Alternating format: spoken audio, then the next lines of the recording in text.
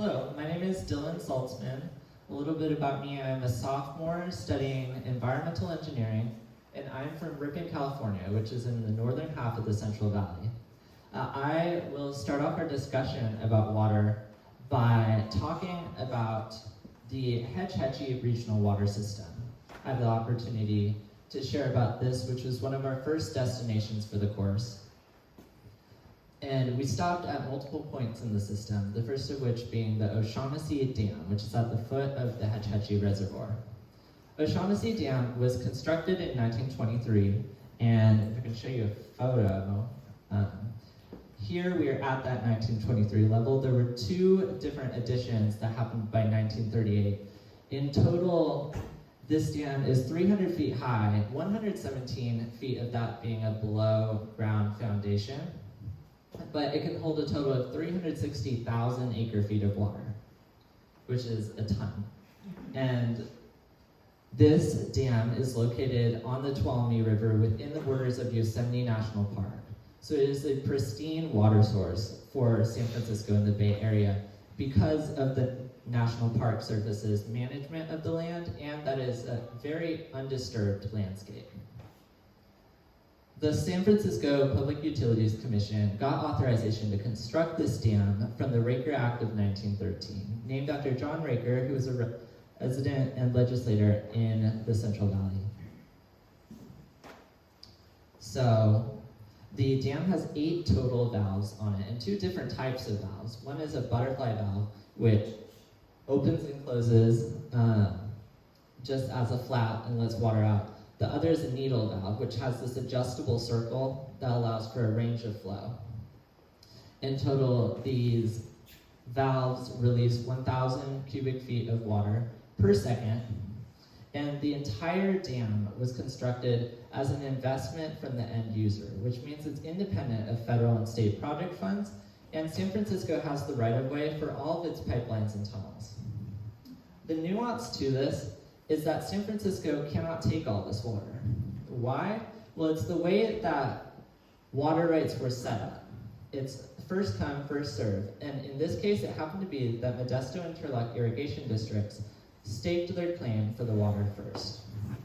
Therefore, San Francisco, in this balance of wanting this clean water and their obligation to provide water to Modesto and Turlock, put funding and construction into the Don Pedro Reservoir, which has an astounding 2 million acre feet of capacity. About 500,000 of that is towards San Francisco. The rest of it is to Modesto and Turlock, and San Francisco also has obligation to divert 51.71% of its capacity towards river flows for fish populations downstream, if necessary.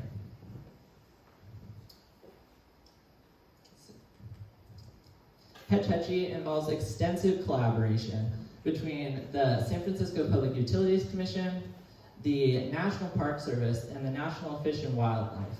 An example of this is the Upper Tuolumne River Ecosystem Project, where San Francisco puts forward sediment into the river, monitors sensitive species, and manages the flooding of the Pupanat Meadow downstream.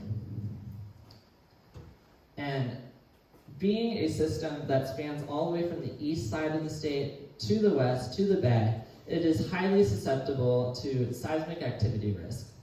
Therefore, a complex set of engineering makes it possible for this water to travel all the way over, across the valley, through the mountains, into the opening of the bay successfully. It is not only San Francisco that relies on this water. In fact, it's a larger part of the Bay Area. And some of the largest water users of the Hetch Hetchy system are places like Palo Alto, California, where Stanford University is located. Also, living in the Central Valley all my life, I had no idea, but it makes sense that I'm about directly east of Yosemite Valley, and these Hetch Hetchy pipelines run underneath, right underneath the place I call home. Ultimately, the Hetch Hetchy system and other projects bring to our attention the comprehensive cooperation, land, people, and understanding of who it serves. That's so important here. Hetch Hetchy has an impact on me because it gave me a first-hand look at this large infrastructure and took me beyond that engineering perspective, from construction to policy decision making, to understand how all of this happened. And we got to meet people along this journey at every point who make sure this water gets to the bay, to the people who rely on it, and functions properly. Now, San Francisco's surface water sourcing looks much different from other parts of the coast. And I invite Anushka to come up here to talk about Monterey, One Water, in Monterey, California, where it looks quite different.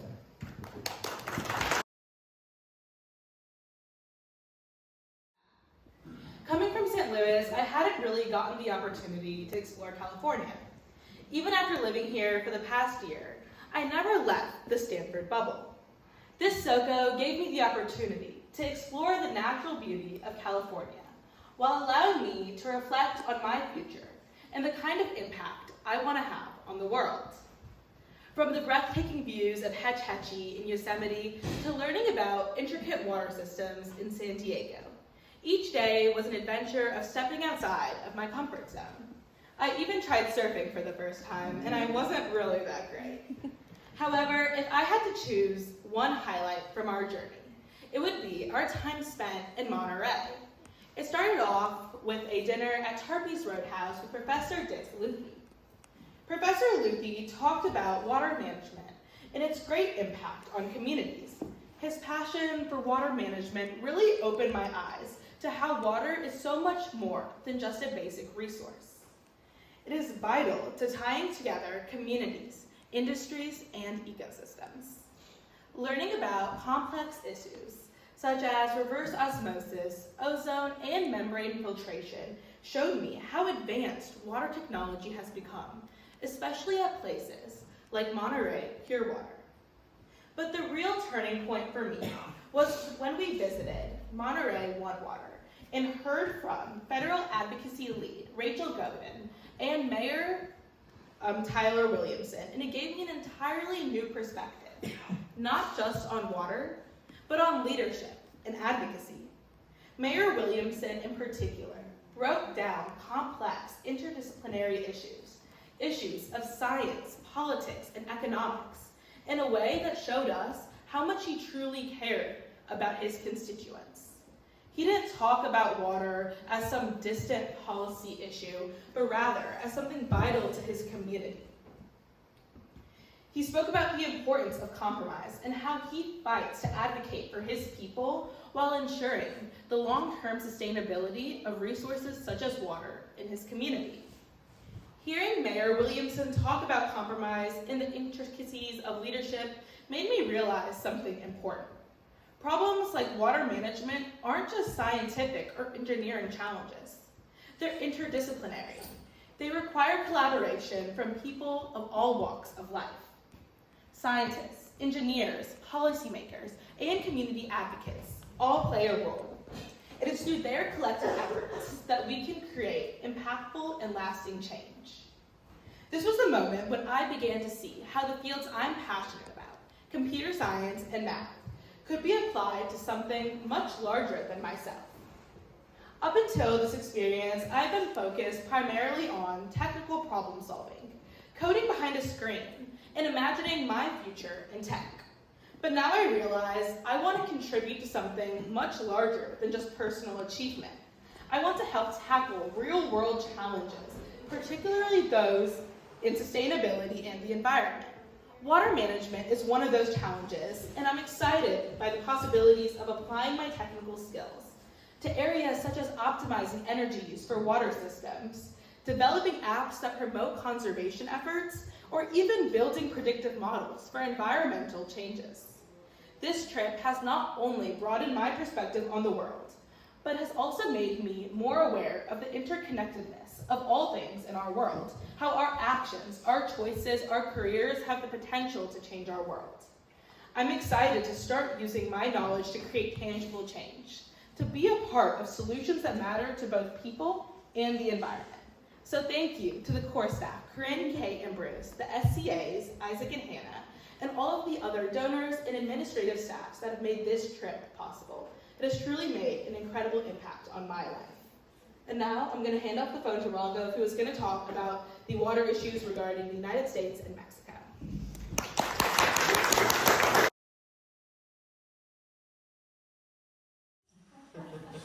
Great. Howdy y'all, I'm Raghav. I'm a sophomore from Dallas. I'm still undeclared major-wise, so feel free to try and sway me one way or another. But I'm going to be a little bit more on the government side of the water issues here in California. But before I dive into that, I am from Texas, and you grow up around a pretty different set of environmental perspectives down south compared to what we see here in the West. And that's something that I really wanted to touch on. Because the truth of the matter is, where you grow up is pretty formative for who you are. And down south, we see issues like climate change, habitat destruction, sea level rises, issues we'll deal with 50, 100 years into the future. But throughout this trip, we've seen cities on the coast actively dealing with these problems. So there's this gap between the middle of America and the rest of the country when it comes to tackling some of the foremost issues of our time. So I'd like you guys to keep that in mind as kind of a framework for the rest of the curriculum. With that, I'd like to focus in on a panel we went to in San Diego. It was hosted by Dr. Perez Enriquez from our very own Lane Center, and the panel members were Ben Hueso and Denise Duchesne. Both of them were members of both the State Assembly as well as the Senate, as well as Serge Dedina, the mayor of Imperial Beach, a small town near the border with Mexico. And the reason we brought them together is to talk about this, the Tijuana River watershed, which I thought was the coolest problem we got to work on during this trip. Reason being, the mouth of the river, as well as most of the water rights, belong to the United States, but the vast majority of the land behind the watershed is actually across the border. So while Dylan and Anushka told you how tricky water can be when it's in your own jurisdiction, when you throw in borders, that's when things get really fun.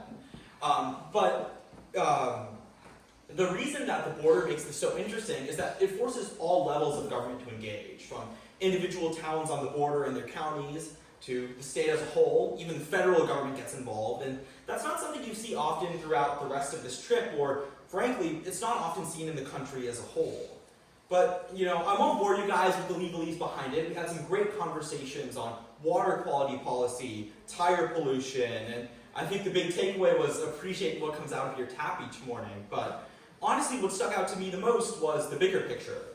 Growing up in oil country, environmentalism was always seen as this hobby of the coastal elite, something that inherently was incongruent with the life of working on the pump jacks or living on the rig, that rugged black gold westernism that's in the veins of many North Texans. In reality, though, emissions know no borders. Sea level rise will put Houston under just like it will in Malibu. There are no passengers on Earth. We're all the crew.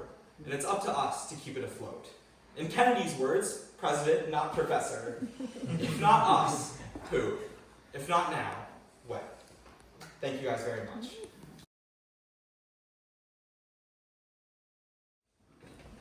Good evening, everyone. My name is Marin Brandt, and I'm a rising senior studying international relations and environmental justice. Now, you might be wondering what a senior is doing on a sophomore college. I was a research assistant with the Bill Lane Center this summer, focused on sustainable groundwater management and agricultural land repurposing in California. And during my research, I had to grapple with some key questions of resiliency in terms of access to vital water resources, land management, and protecting local and regional economies. Because of this, the Lane Center invited me along on the trip to help concretize some of the things I had come across in my research and expand my understanding of resiliency issues along the West Coast. And I am so lucky to have gotten to join. For one, it was wonderful to get to be with this incredible group of sophomores. Their curiosity and perspectives helped me broaden my understanding of the things we were learning, and their energy made the trip just so much fun. And of course, I learned a ton. A lot of information was thrown at us: how public utilities function, how wastewater is treated for reuse, how various jurisdictions work together in regional partnerships, and so much more. But two of my biggest takeaways were: one, the necessity of discussion and collaboration across jurisdictions, stakeholders, and interests, and two, just how difficult that can be, especially when goals and the means of reaching those goals conflict. Our visit to the Diablo Canyon nuclear power plant in San Luis Obispo particularly highlighted this for me. The land the plant sits on is largely inaccessible to the public, and it's very rare to have the opportunity for a tour, so this was a truly unique experience. Diablo Canyon is currently the only nuclear power plant operating in California. It provides around 9% of the state's energy, which is enough for over 3 million people. You can see its 2 reactors and the inside of the cooling system in these pictures. The plant was remarkable to see and learn about, but what fascinated me the most about our visit was the tensions present on the land the plant occupied. Before touring the plant, we spoke with Mona Tucker, who you can see here in the blue, the tribal chair of the YTT Northern Chumash. The land surrounding the facility, which is managed by PG&E, is the site of a tribal village. Buried beneath our feet were vital cultural resources. It was incredible to look out over the beautiful coastal terraces and imagine what the land once looked like, home to a robust civilization complete with governance, trade, and feats of engineering. Chair Tucker praised how the land has remained protected as a result of the security requirements of the plant, but lamented the lack of access by tribal members to the land and to the decision-making process.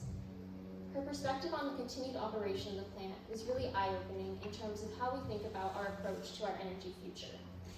She was pretty supportive of the plant remaining operational, recognizing how essential this clean energy source can be for reducing our reliance on fossil fuels and increasing our energy independence. And she believes that the Diablo Canyon plant is a pretty safe option for doing so. But she does want the tribe to have more access to the lands. And if the plant were ever to be shut down, she wants to ensure tribal rights and desires are taken into consideration when envisioning the land's future. We also had the opportunity to meet with Bob Blanchard, you can see in the cowboy hat, and explore the lands north of the plant, which he operates as a regenerative ranch. His work showed us one way to be a truly thoughtful steward of this really precious land, but it did raise questions about who is able to steward the land and who isn't. This incredible tour was put together in part by the San Luis Obispo County Supervisor, Bruce Gibson, Kate's uncle, who brought in an additional perspective, that of a regional governing body that must think about how to navigate the necessity of providing for a clean and safe energy future, the rights of tribal members to access and protect their ancestral lands, and the interests of the broader public, interests that tend to favor the land for its vast recreational potential. What I took away from our visit to Diablo is that our energy future is a question of land and power. How will we power our growing population while reducing greenhouse gas emissions? How will we steward this land that is so essential for generating and transmitting this power in a way that ensures its environmental and cultural well-being? How will we ensure that decision-making power falls equitably into the hands of those who value the land and its vital resources? Having questions like this in mind will help me in my hopeful work in environmental policy and management. They will remind me to examine challenging situations from as many different angles as possible, working to ensure that no stakeholders and no interests go unrepresented at the table, no matter how much more complex that might make things. I just want to say one more time how grateful I am to have gotten to be a part of the Sophomore College. It's truly been a highlight of my 3 years here at Stanford and has left me even more curious and excited as I go into my final year. And now I want to introduce Erica, who's going to talk a bit about decarbonization and energy challenges in Los Angeles. Thank you.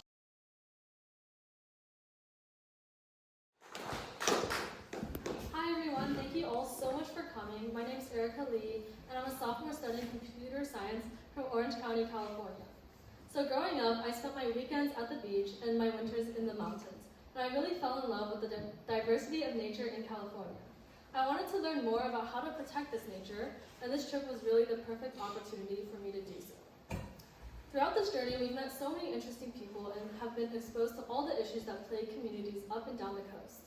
And from groundwater to sustainable energy sources, I've learned all about the systems supporting the coast. It's been eye-opening understanding all the work that has to be put into making sure people have access to basic needs such as energy and water. And yet, so many of these systems need to embrace change in order for us to move forward to a green future with green energy and infrastructure.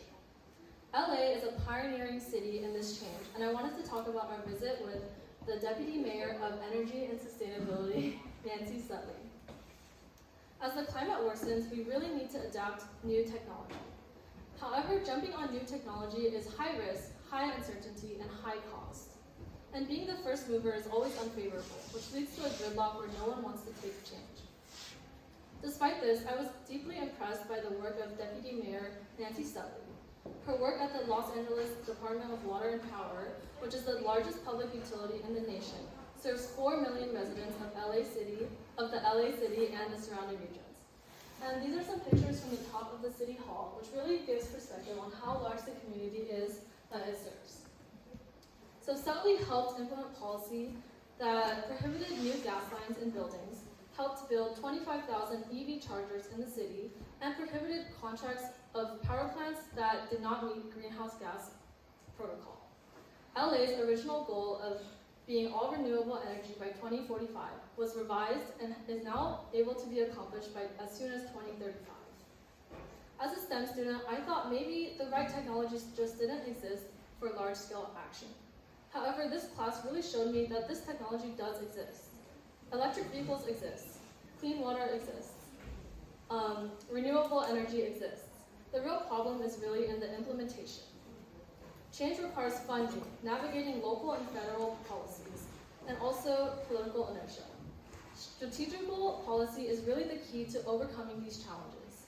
By embracing big goals and taking big steps, as Nancy Sutley says, we pave the way for a more sustainable future. Talking with Mayor Sutley was just one of the many great experiences I had in the past 2 weeks, and my perspective on the future has greatly changed.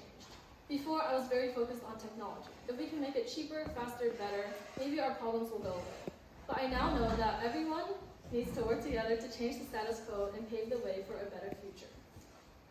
This trip wouldn't have been possible without the Billing Center, so I want to say thank you so much to all the amazing people that made this trip possible: Bruce, Corinne, our SCAs, Hannah and Isaac, and everyone else that helped talk and teach us. Thank you so much. I'm going to introduce Eamon, who will be talking about coastal crises and engineering.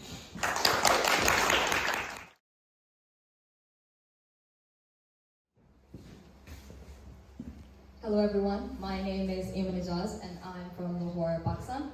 I'm studying probably one of the most unique majors at Stanford. Take a wild guess, it's computer science. This trip has been an incredible learning journey for me, pushing me out of my comfort zone, taking me to places I possibly wouldn't have gone to otherwise, which meant a lot of walking, but boy, was it worth it. For that reason, I would really like to thank the Billing Center for giving us this wonderful experience, for introducing us to such amazing people, and giving us such valuable insights. Overall, on our Sophomore College trip, we dove deep into the issues California faces today, ranging from the complexity of jurisdictions coming together, to vanishing coastlines, to even potable reuse. But one issue I would like to focus on is our coastal erosion and flooding, because possibly it's one of the biggest issues facing California today, and it poses a serious threat to many of our dense coastal communities and critical infrastructure. One key lesson on this note comes from Professor Ulipari from UC Irvine, who is an expert in her field and combines political, social, and environmental policy to evaluate environmental sustainable planning, right? It is clear that well-planned urban policy not only saves money, but also plays a crucial role in preserving our coastlines. This topic is particularly meaningful to me because I've witnessed flooding firsthand in Pakistan, and I see how ill-planned infrastructure decision-making can leave multiple communities feeling really vulnerable to disasters and floods in general. Now, when we move on to the causes of our coastal crisis, we have, firstly, people rebuilding in disaster-prone areas, right? And then, of course, we have climate change causing our sea level rise. And of course, on top of that, we have older infrastructure, like, for example, lined canals, blocking natural sediment flow downstream. On top of everything, we also have outdated regulations like the TMDL, which stands for the total maximum daily load, That also adds on to the problem because it prevents much needed sediment to flow downstream to the beaches, which prevents the erosion from happening, making our coast more prone to erosion. This means that critical infrastructure like the Pacific Surf Line and rail line right here they get eroded and they are prone to flooding. Now, currently, a lot of short-term solutions are being practiced in California. For example, we have the artificial replenishment of beaches, which is bringing sediment from upstream, downstream to the beaches and spreading it out, right? But that's very costly and not very sustainable. So we want to think of long-term solutions. This is where operating rivers and rethinking infrastructure to restore natural sediment flow comes into play. In conclusion, a big thank you to the Sophomore College team and the Billen Center for this enlightening experience. I've learned that infrastructure must be designed with sustainability and long-term planning in mind, of course, right? And I'm excited to explore further to see how I can use the knowledge from this trip, coupled with my maybe CS degree, to see how I can design disaster-resilient urban settlements that are also sustainable in the long run. On that note, I would like to end with a reminder: green infrastructure over gray infrastructure, and we have to work with nature instead of against it. Thank you so much. I would like to hand the mic over to Brian, who will be talking about the California Coastal Commission.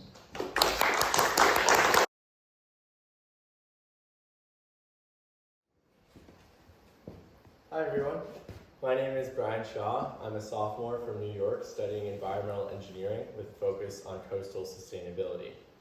So today I'm going to talk about beaches, which is my favorite topic because even though I grew up on the East Coast, I was still a big surfer and an ocean lifeguard, and I love the beach. So one thing that I noticed immediately after coming to Stanford was how much more powerful the Pacific Ocean is than the Atlantic Ocean.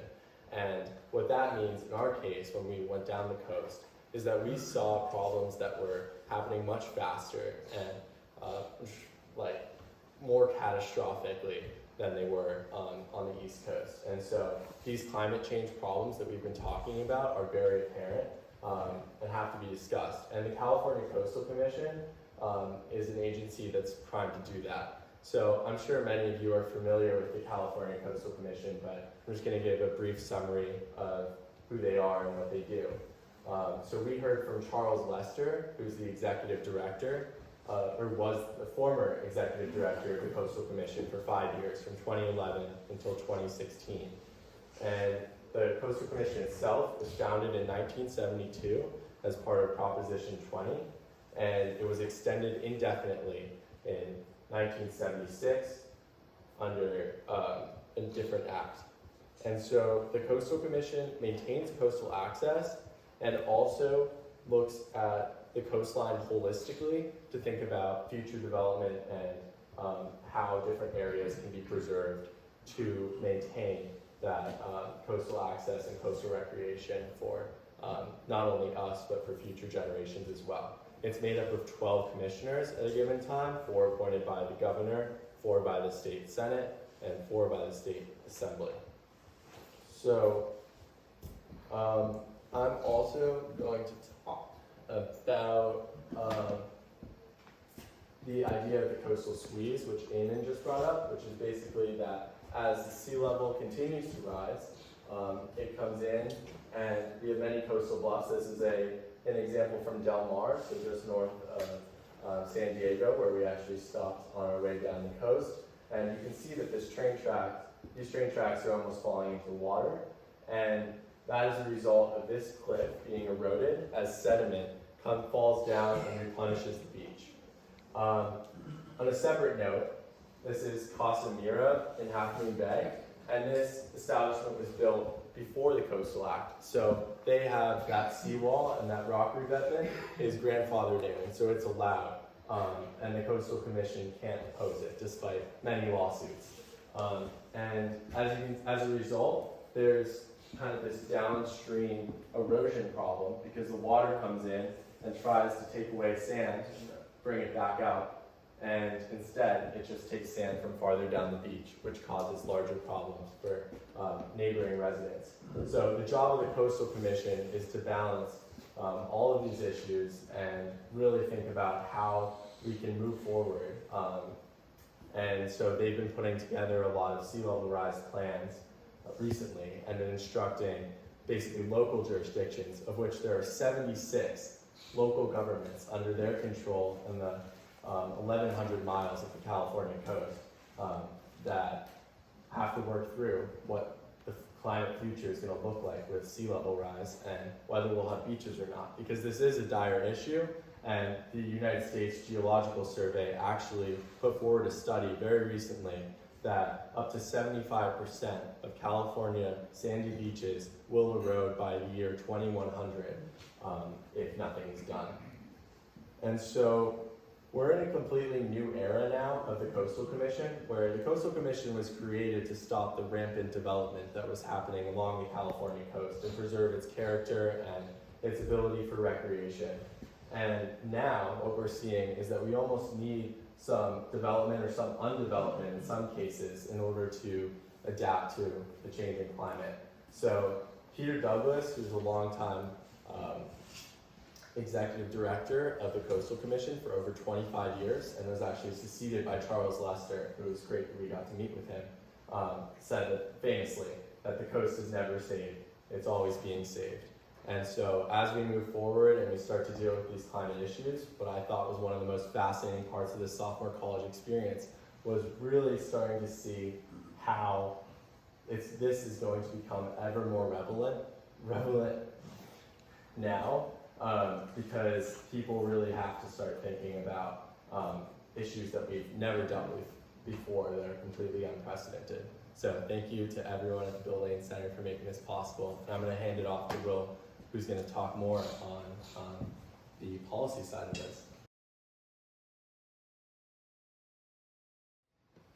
Hey everybody, my name is Will. I'm a sophomore majoring in political science, and I'm from San Diego, so I am no stranger to coastal issues. So today I'm going to tell you three things.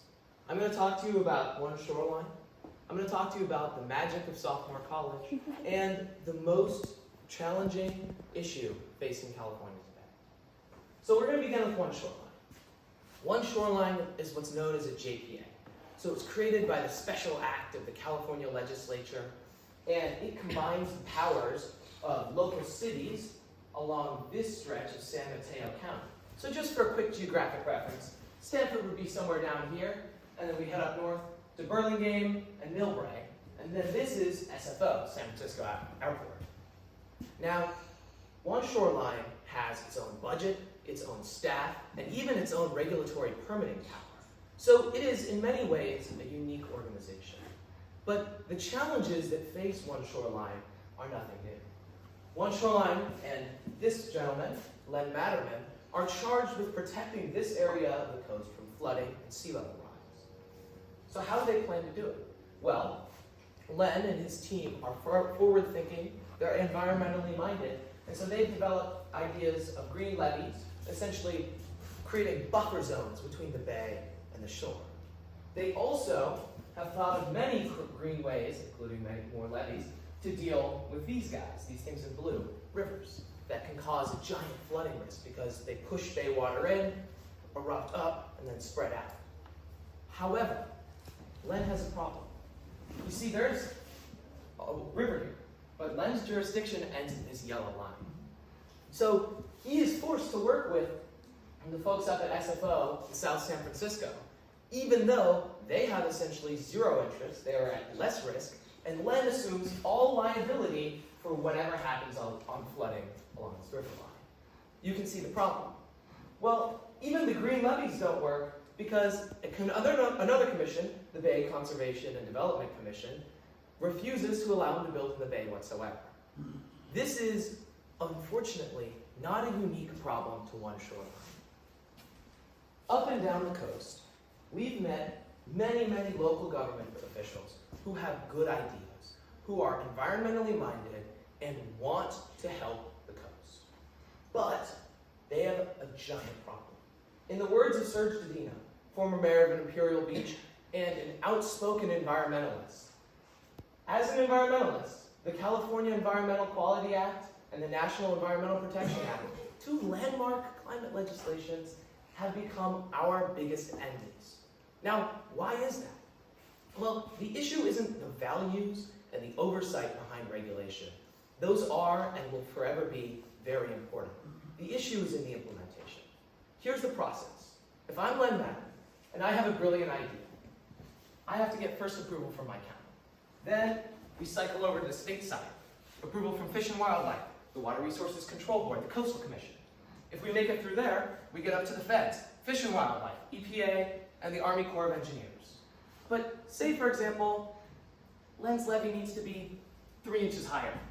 Well, the Army Corps of Engineers says, no thank you, you need to make some changes. So we make the changes and build it, right? Wrong. We actually go all the way back to the county level and start the whole process over again. Again, the problem isn't the regulation. Regulation is important. The problem is implementation. I'm a political scientist, so it's no surprise that I think our institutional design needs some changes. We need to change the way that we do things, not in our priorities, but in our implementation. See, this is the difficulty that everyone faces on the coast, and this is the magic of Sophomore College. If we had just gone to one shoreline, we'd say, well, Len's in a really difficult political spot, but I'm sure other people can figure out a way to solve it, or other people don't have that challenge. That's not true. At every single water site, I've asked people, if you could wave a magic wand, change one thing about your life to make your life better, what would it be? Without fail, they talk about regulation. See, the trouble with regulation is that when we are inefficient, it wastes our most valuable resource. You see, my peers have shown you that we have the technology, we have the engineering, we have the bright minds, we even have the money to fight climate change. We do not have the time. And when we're forced to go through this regulatory cycle, we don't lose days, weeks, months, we lose years, decades. This is the quintessential problem for California. How can we move forward if we take too much time to get there? This is the greatest gift that Sophomore College has given me, and it's a question that's going to shape the way that I think about my state for a long time. And it's something we all need to answer. If we have what it takes, we can get to a future where we live with the changing climate. The question is, can we do it before time runs out? Thank you very much.